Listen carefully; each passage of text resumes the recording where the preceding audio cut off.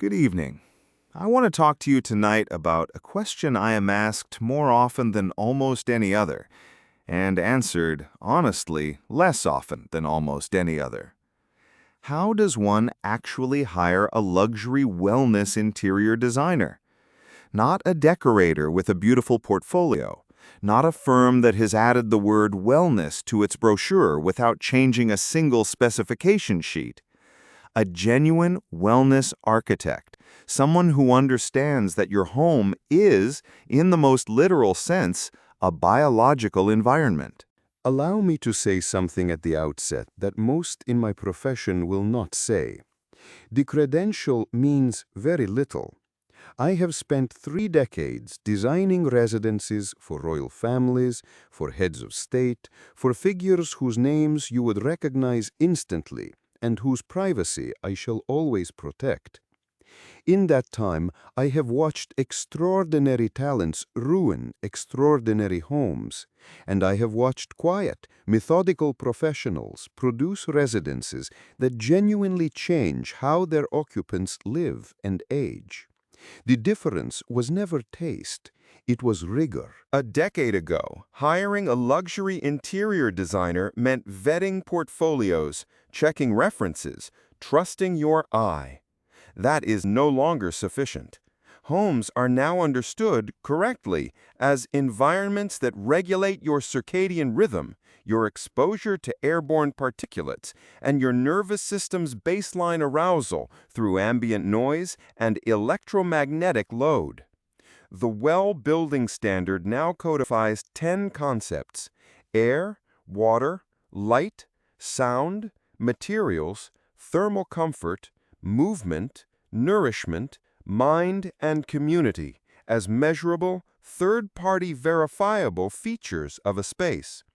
That standard was built for commercial buildings, but its premise applies with even greater force to a private residence, where you spend a third of your life unconscious and entirely at the mercy of whatever the room is doing to you. This is no longer a niche concern. Recent market data found wellness feature mentions in property listings rising by roughly a third year over year, with spa-inspired bathroom mentions climbing further still. Industry analysts have gone further, reporting that homes designed around wellness principles can command resale premiums of 10 to 25%. The qualifying questions for a designer have shifted accordingly. You are no longer asking only whether you like this person's aesthetic. You are asking whether they understand ventilation science, non-toxic material chemistry, circadian lighting protocols, and how to coordinate with a physician where that forms part of the brief. Most decorators, however gifted, were never trained for any of it. Let me offer you the 10 questions I would ask if I were the client.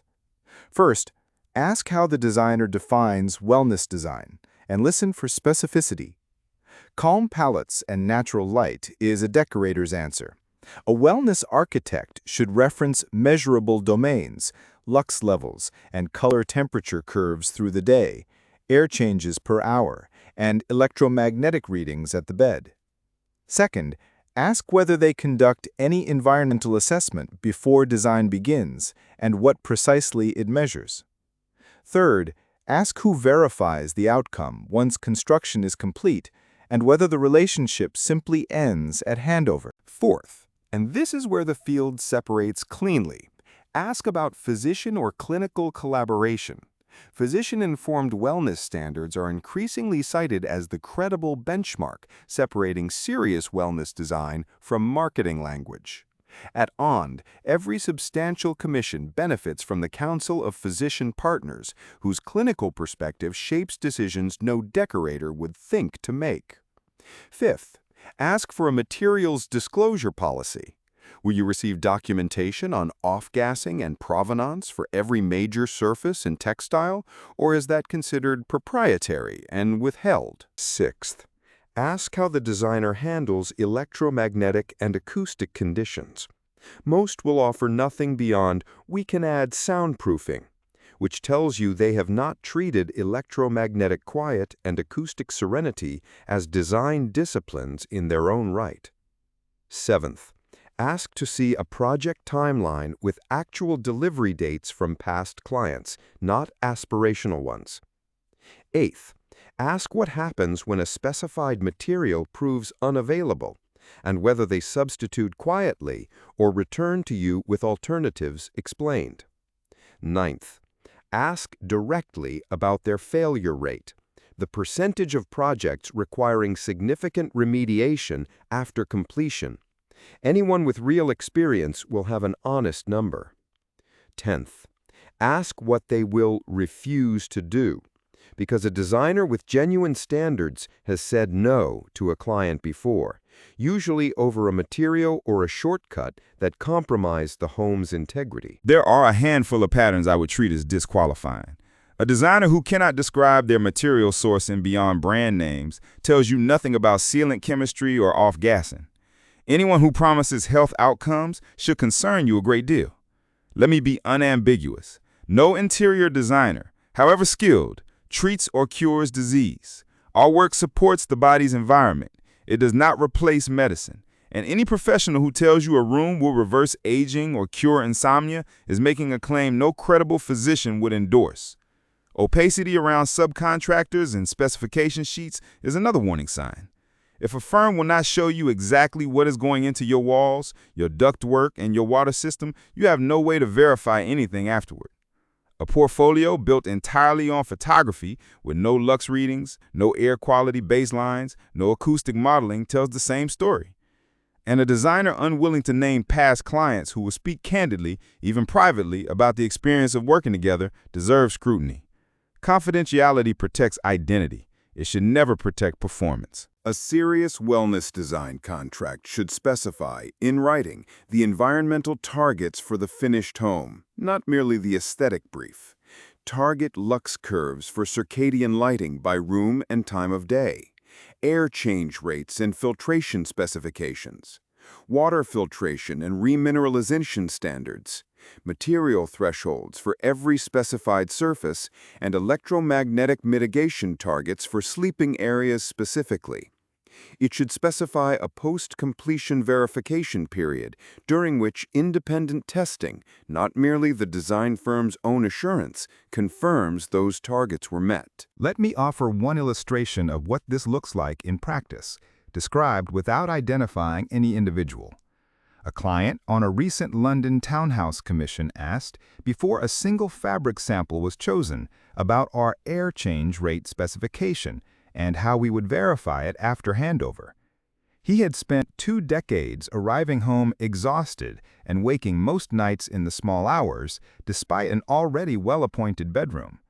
We rebuilt the master suite's lighting around a full circadian protocol, daylight equivalent light delivered indirectly each morning, tunable fixtures shifting warmer after sunset, and an amber-only scene throughout the private floor after 9 in the evening because what he lacked was not darkness, but daytime signal. Within 90 days, he reported a return to a single 7-hour block of sleep on most nights. We answered his original question with documentation, not reassurance, a pre-construction baseline audit, target specifications by room, and independent post-occupancy verification. Beyond the technical questions, there is a softer diagnostic that matters just as much over a multi-year commission, namely, how the designer handles disagreement. A renovation of any serious scale will involve moments where the client's instinct and the designer's recommendation diverge. The firms worth hiring are those willing to push back, respectfully and with evidence, rather than accommodating every preference to preserve the relationship. If a designer agrees with everything you propose in the first meeting, they are either inexperienced or not being candid with you. Hiring a luxury wellness interior designer used to be an exercise in taste matching. It is now, properly understood, an exercise in due diligence, closer to selecting a physician or a private banker than to selecting an artist.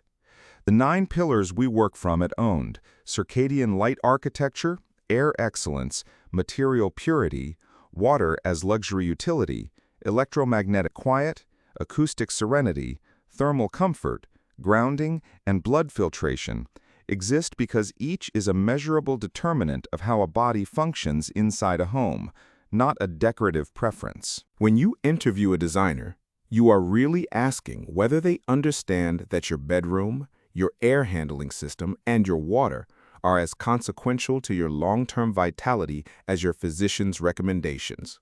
Most firms are not built to answer that question honestly. The ones that are will welcome every question I have set out tonight because they have already asked themselves harder ones. That, more than any portfolio image, is the signal worth trusting. If you wish to see how we reason about it ourselves, our philosophy and the story of our practice are available at onlifespreath.com, where you will also find the 9 pillars of wellness design and the details of a proper longevity home wellness design audit. Thank you for spending this time with me this evening.